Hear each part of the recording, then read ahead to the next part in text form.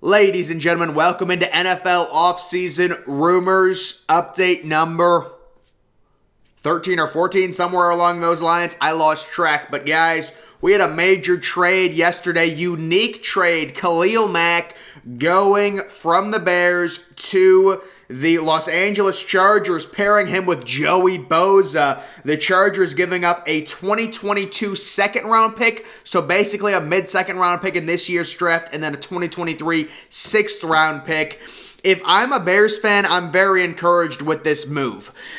You take a look at right now the Bears draft situation, 0 first-round picks, 1 second-round pick coming into this trade. Now they've got 2 second-round picks, very little assets. If you're a Bears fan, you have to think of it like, we could turn Khalil Mack into David Bell, into another receiver that could help and could aid in the development of Justin Fields. Your number one goal, if you're a Chicago Bears fan, is to give Justin Fields the best opportunity to see if he is your future, see if he is your franchise quarterback, and a 31-year-old Khalil Mack, who I guess you could say is kind of damaged goods. He was injured all of last year. He's not going to do you much good. You're rebuilding right now. You've got a young quarterback. You've got very little assets. I'm guessing what also went into this trade, if you're a Chicago Bears fan, is the fact that you didn't have a single first-round pick. You need more assets, and no, you didn't get a first-round pick for Khalil Mack, but he is 31 years old, and you are getting a mid-second-round pick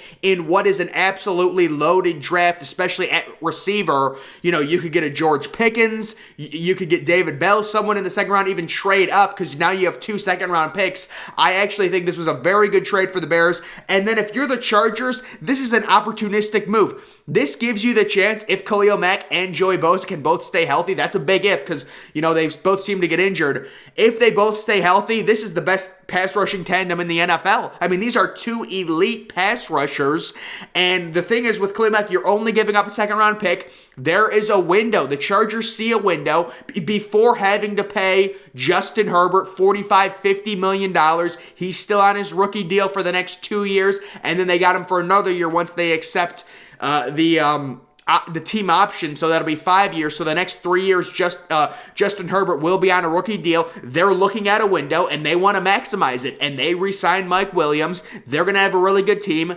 They saw an opportunity where they could potentially improve their team for a second-round pick. They still have their first-round pick. You got to like it. So a unique trade with 2 teams trying to do completely different things. If I'm a Bears fan, I'm saying, what is Khalil like? We're not going to the Super Bowl next year. Khalil Mack is already 31 years old. This is basically your last year to trade him where you can get something of value for him. You get him you get a mid-second round pick that you can turn into a young receiver that can grow with Justin Fields. I like that. The Bears, no first-round picks. They're starved for assets.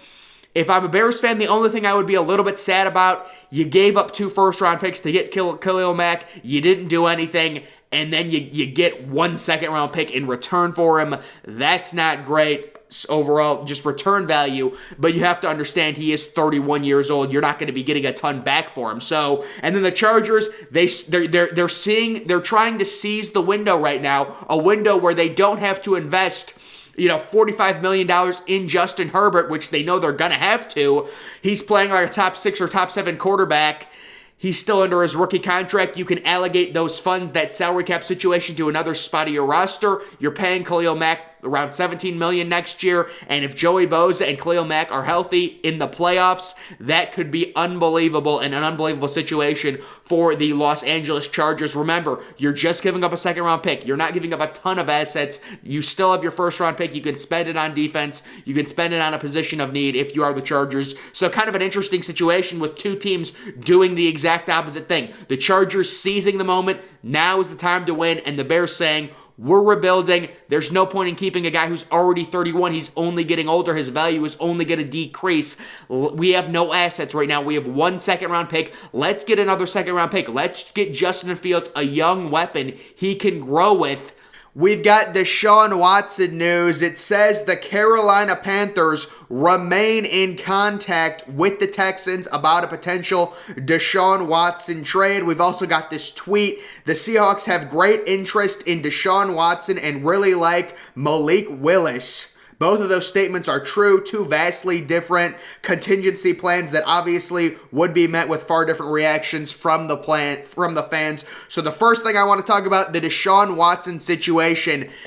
If you are a Houston Texans fan, you have to be praying to God that this situation clears up and you can potentially trade Deshaun Watson, because if it clears up and Deshaun Watson is available for next year, meaning his trade value is at its fullest, you're getting at least 2 first-round picks back for him. And if you're the Houston Texans, you're probably tanking again this year, possibly having 2 first-round picks next year, including a top 5 pick, getting either CJ Stroud or a Bryce Young. And then also another really good player. This year, you're probably taking a pass rusher. The Texans have, I think, the 3rd overall pick. I believe so. Maybe you get a Thibodeau.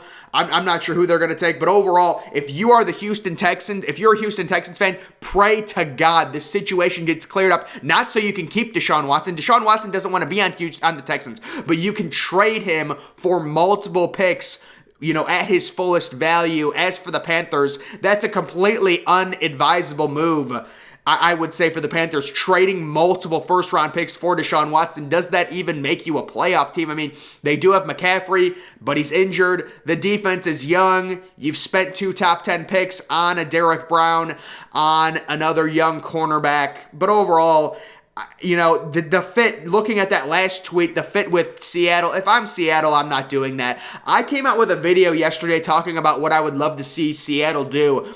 And it's basically tank for 1 year, get either CJ Stroud or Bryce Young, and you'll be fine. You can also trade Tyler Lockett for a first-round pick. Although I understand the thought process behind possibly, mortgaging the future for Deshaun Watson, the fit is perfect. I mean, you've already got DK Metcalf. You've already got Tyler Lockett. You can sign an offensive tackle in free agency. You've got money to spend. The fit is basically perfect, but I would, suggest be smart. Take a year, be really bad. Remember what happened with Cincinnati? They were really bad. They got Joe Burrow, and they're in the Super Bowl 2 years later. Sacrifice a little bit instead of trading all of those assets for Deshaun Watson, because Deshaun Watson is going to be worth multiple first-round picks if this situation gets cleared up. And he's in court right now. We'll have to see what happens with that. I'm guessing he's going to pay the women off, whatever. They'll come to some sort of settlement. That's what that means. And then Deshaun Watson possibly will be available in a trade. That is just my take on the whole Deshaun Watson situation. If it becomes a point where Deshaun Watson is available, I do think a team like the Seahawks would be interested. It's looking like the Panthers would be interested. The Steelers, these teams are desperate for a quarterback, and they don't want to get stuck with someone like Jimmy G. Speaking of QB situations, the Indianapolis Colts, another extremely unique situation. Let me pull up this tweet from yesterday. My preferred Colts quarterback ideas: Plan A, Derek Carr; Plan B, Jimmy Garoppolo; Plan C, Marcus Mariota, and a rookie. Good Lord. Out of those plans, I would say C. You take the unknown with the rookie. Maybe he's really good. Is Derek Carr really all that much better than Carson Wentz? I don't think so. Is Jimmy G even better at all than Carson Wentz? No. I think Carson Wentz is actually better than Jimmy Garoppolo personally. So those are rough plans, man. If you put Derek Carr on that Colts team, you're probably looking at 11 wins, although the AFC South is wide open. I don't think the Titans are really anything to write home about. I know they've been winning the AFC South, but it is a wide open division. You could probably win your division, but would you really be able to beat a team like the Chiefs in the playoffs, like a team like the Bengals if they make the playoffs? I don't think so. Jimmy Garoppolo, I think he's worse than Wentz, so I don't understand why you would do that. And then Plan C, Marcus Mariota has been a guy that's being talked about a lot because the QB market is so weak. Really, the only other quarterback you could say that's definitively better in the free agency market right now would be Jameis Winston. So Marcus Mariota, he was on Las Vegas last year, really didn't play much. He could be an option along with maybe a young rookie, maybe a Carson Strong. The other thing to note with Indianapolis that makes this even more tough, they don't even own their first-round pick this year. And they also need a number 1 wide receiver.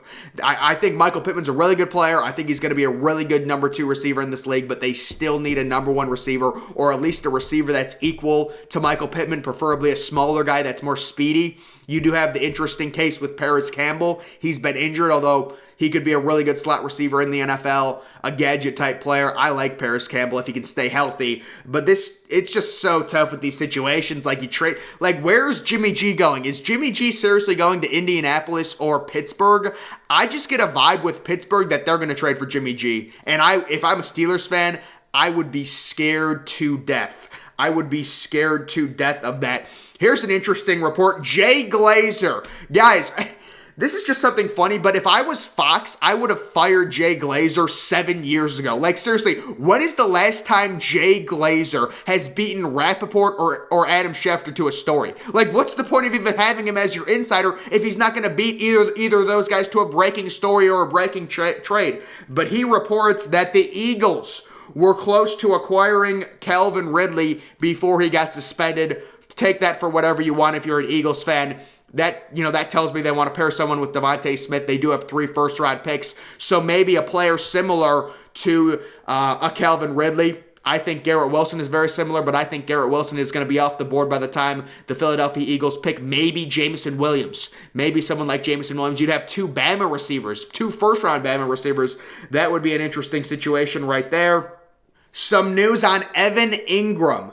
Looks like the Buffalo Bills are expected to be a top suitor for Evan Ingram. We've heard reports about the Bills and Rob Gronkowski, another tight end, 2 vastly different types of tight ends, but both receiving tight ends. I think it's safe to say at this point the Buffalo Bills are in the market for a pass-catching tight end, whether that's Rob Gronkowski, Evan Ingram. Evan Ingram's an interesting guy.